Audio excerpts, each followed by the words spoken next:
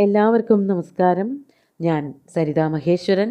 ഇന്ന് ശ്രീമദ് വാൽമീകി രാമായണത്തിൻ്റെ ബാലകാണ്ഡത്തിലെ 13ാമത്തെ സർഗത്തിൽ 21 മുതൽ 26 വരെയുള്ള ശ്ലോകങ്ങളാണ് നമ്മൾ പഠിക്കാൻ പോണത്. കഴിഞ്ഞ ദിവസം പറഞ്ഞു നിർത്തിയത് എല്ലാവരെയും ക്ഷണിക്കണമെന്ന് വസിഷ്ഠൻ പറഞ്ഞു സുമന്ത്രരോട് എന്നാണ്. ഇനി കുറച്ച് രാജാക്കന്മാരുടെ വിശേഷണങ്ങൾ ഒക്കെ കൂട്ടിയിട്ട് പറയുകയാണ് ചെയ്യണത്. അത് വളരെ ചുരുക്കം ചില രാജാക്കന്മാരുടെ പേരേ പറയുന്നുള്ളൂ. ധാരാളം രാജാക്കന്മാരെ ക്ഷണിക്കേണ്ടതുണ്ട്. വർണ്ണിക്കാൻ പറ്റുന്ന കുറച്ച് പേരെ മാത്രം വർണ്ണിച്ചു എന്നേ ഉള്ളൂ. നമുക്ക് ആദ്യം 21ാമത്തെ ശ്ലോകം നോക്കാം. സമാനയസ്വ സത്കൃത്യ സർവദേശേഷു മാനവാൻ മിഥിലാധിപതിം ശൂരം ജനകം സത്യവാദിനം. 22ാമത്തെയും കൂടി കൂട്ടി വായിക്കാം. തമാനയ മഹാഭാഗം സ്വയമേവ സുസത്കൃതം പൂർവം സംബന്ധിനം ജ്ഞാത്വാ തതഃ പൂർവം ബ്രവീമിതേ. എന്താ പറയണത്? സമാനയസ്വ സത്കൃത്യ സർവദേശേഷു മാനവാൻ. സർവദേശേഷു എല്ലാ ദേശങ്ങളിലും ഉള്ളവരായിട്ടുള്ള മാനവാൻ സത്കൃത്യ സമാനയസ്വ. മാനവന്മാരെ, ജനങ്ങളെ, പ്രജകളെ, രാജാക്കന്മാരടക്കം എല്ലാ ജനങ്ങളെയും സത്കരിച്ചുകൊണ്ട് ഇങ്ങോട്ട് ആനയിക്കൂ. ഇവിടേക്ക് ആനയിക്കപ്പെടേണ്ടതാണ് എല്ലാ ജനങ്ങളും. അടുത്തുള്ള ആൾക്കാർ, പരിചയക്കാർ മുഴുവനും നല്ല നല്ല ധാർമ്മികന്മാരായിട്ടുള്ള രാജാക്കന്മാർ എല്ലാവരെയും ക്ഷണിച്ച് അയോധ്യയിലേക്ക് കൊണ്ടുവന്നോളൂ. പ്രത്യേകിച്ച് ആരെ ക്ഷണിക്കണം? മിഥിലാധിപതിം ശൂരം ജനകം സത്യവാദിനം. മിഥിലാധിപതിയെ ക്ഷണിക്കണം. പ്രത്യേകിച്ച് ശൂരനാണ്, സത്യവാദിയാണ്. അങ്ങനെയൊക്കെയുള്ള മിഥിലാധിപതിയായിട്ടുള്ള ജനക മഹാരാജാവിനെ ആദ്യം തന്നെ സത്കരിച്ചു കൊണ്ടുവരൂ. തമാനയ മഹാഭാഗം സ്വയമേവ സുസത്കൃതം പൂർവം. പൂർവം എന്ന് പറഞ്ഞാൽ ക്ഷണിക്കേണ്ടവരുടെ ഒരു പട്ടിക തയ്യാറാക്കുമല്ലോ, ലിസ്റ്റ്.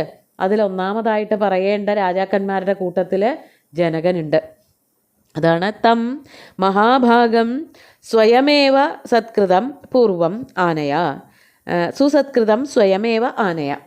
നല്ലവണ്ണം, അതായത് വിശേഷപ്പെട്ട ക്ഷണം കൊടുത്തിട്ട് വേണം മിഥിലാധിപതിയായിട്ടുള്ള നല്ല ഉത്തമനായിട്ടുള്ള രാജാവായിട്ടുള്ള ജനകനെ ഇവിടേക്ക് ക്ഷണിക്കേണ്ടത്. ആദ്യം തന്നെ അദ്ദേഹത്തെ ക്ഷണിച്ചോളൂ എന്ന് വസിഷ്ഠൻ സുമന്ത്രരോട് പറയാണ്. അതിന് പ്രത്യേകിച്ച് കാരണമുണ്ട്. എന്താണ്? സംബന്ധിനം ജ്ഞാത്വാ തതഃ പൂർവം തേ ബ്രവീമി. സംബന്ധിയാവാനുള്ള ആളാണ് എന്ന് മനസ്സിലാക്കിയിട്ട് തന്നെയാണ് ആദ്യമേ തന്നെ ഞാനിത് നിങ്ങളോട്, അതായത് സുമന്ത്രരോട് പറയണത്. അതാണ് സംബന്ധിനം ജ്ഞാത്വാ. സംബന്ധി എന്ന് പറഞ്ഞാൽ ബന്ധു ആകാൻ പോണ, ബന്ധു എന്നുള്ള അർത്ഥം തന്നെയാണ്. സംബന്ധികൾ എന്ന് പറഞ്ഞാൽ ബന്ധു എന്നാണ് അർത്ഥം.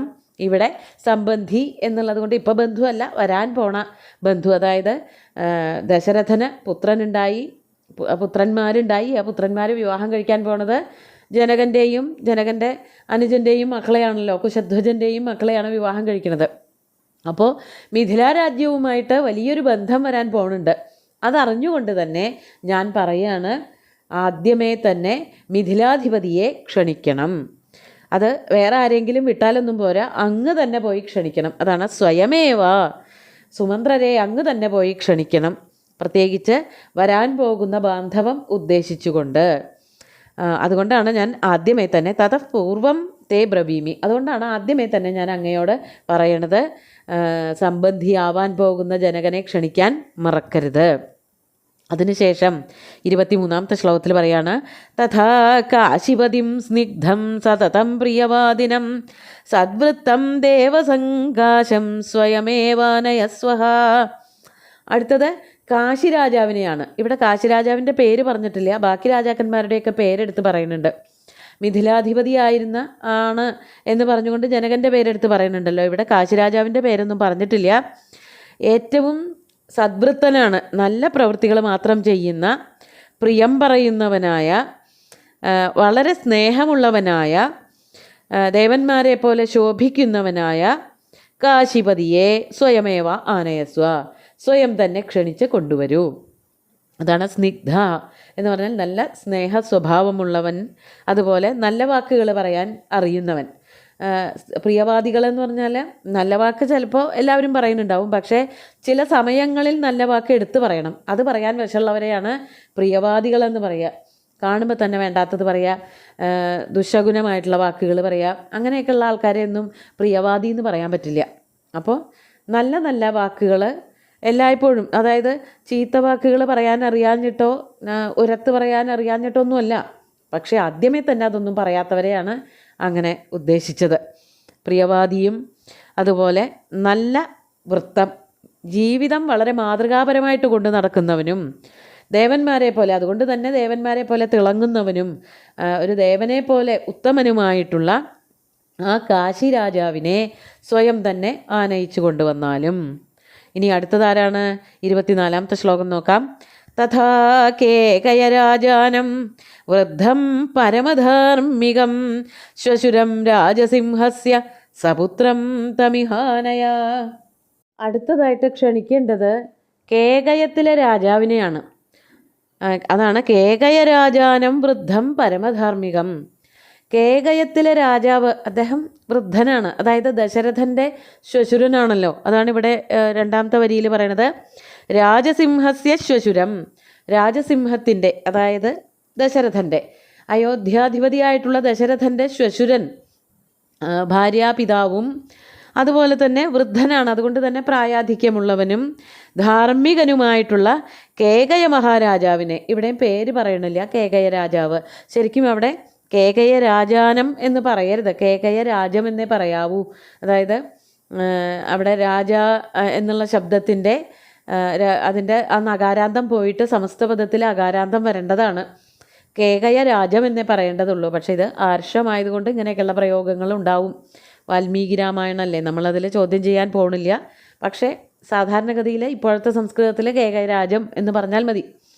അപ്പോൾ കേകയ രാജ്യത്തിൻ്റെ രാജാവും വളരെ ധാർമ്മികനുമായിട്ടുള്ള നമ്മുടെ രാജാവിൻ്റെ, അയോധ്യാധിപതിയുടെ ശ്വശുരനെ വളരെ ബഹുമാനത്തോടു കൂടി, ഒറ്റയ്ക്ക് വരാൻ പറ്റില്ല എങ്കിലും മകനെ കൂട്ടി വരണം, അതാണ് സപുത്രം, പുത്രനോട് കൂടിയിട്ട് ഇഹ ആനയ, ഇങ്ങോട്ട് കൊണ്ടുവരേണ്ടതാണ്. വളരെ ആദരവോടുകൂടി ക്ഷണിച്ചിട്ട് വേണം കൊട്ടാരത്തിലേക്ക്, അയോധ്യയിലേക്ക് കൊണ്ടുവരാൻ. മകനും എന്തായാലും ഉണ്ടാവണം.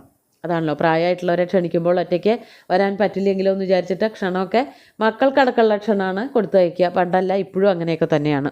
അപ്പോൾ കേകയ രാജാവിനെ ക്ഷണിക്കണം, മകനോടുകൂടി ക്ഷണിക്കണം. അടുത്തതാരാണ്? 25-ാമത്തെ ശ്ലോകം നോക്കാം. അംഗേശ്വരം മഹേശ്വാസം രോമപാദം സുസത്കൃതം വയസ്യം രാജസിംഹസ്യ സപുത്രം തമിഹാനയ. ഇനി അടുത്ത ഒരു ശ്രേഷ്ഠനായിട്ടുള്ള രാജാവ് എന്ന് പറഞ്ഞാൽ നമ്മുടെ രാജാവിൻ്റെ, ദശരഥൻ്റെ സമാന വയസ്കൻ, അതാണ് വയസ്യം, കൂട്ടുകാരനാണ്. മാത്രമല്ല സുസത്കൃതം, നല്ലവണ്ണം വേണ്ടതുപോലെ പൂജിച്ച് ആദരിക്കുകയൊക്കെ വേണ്ട ഒരാളാണ് അംഗരാജാവായിട്ടുള്ള രോമപാദൻ. അദ്ദേഹത്തെയും ഒറ്റയ്ക്ക് ക്ഷണിച്ചാൽ പോരാ, സപുത്രം, പുത്രനോടുകൂടി ക്ഷണിക്കണം. അതിന് കാരണം വേറെയാണ്.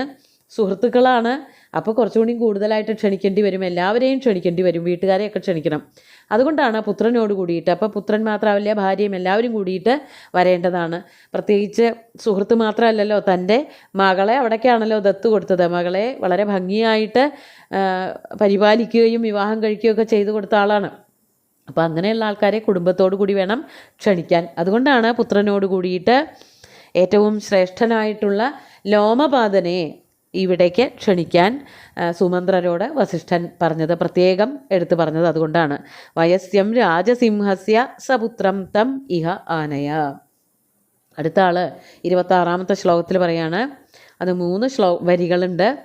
തഥാ കോസലരാജാനം ഭാനുമന്തം സുസത്കൃതം മഗധാധിപതിം ശൂരം സർവശാസ്ത്രവിശാരദം പ്രാപ്തിജ്ഞം പരമോദാരം സത്കൃതം പുരുഷർഷഭം.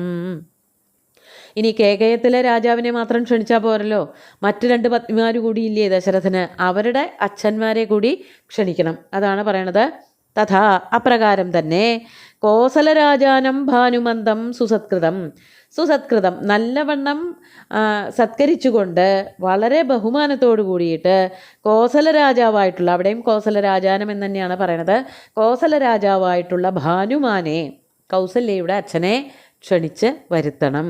ഇങ്ങനെ ഒരു യാഗം തുടങ്ങണ്ടെന്ന് പറഞ്ഞിട്ട് നേരിട്ട് പോയി ക്ഷണിച്ച് വിളിച്ചുകൊണ്ട് വരണം. മാത്രമല്ല പിന്നെ ആരാണുള്ളത്? മഗധാധിപതിം ശൂരം സർവശാസ്ത്രവിശാരദം പ്രാപ്തിജ്ഞം പരമോദാരം സത്കൃതം പുരുഷർഷഭം.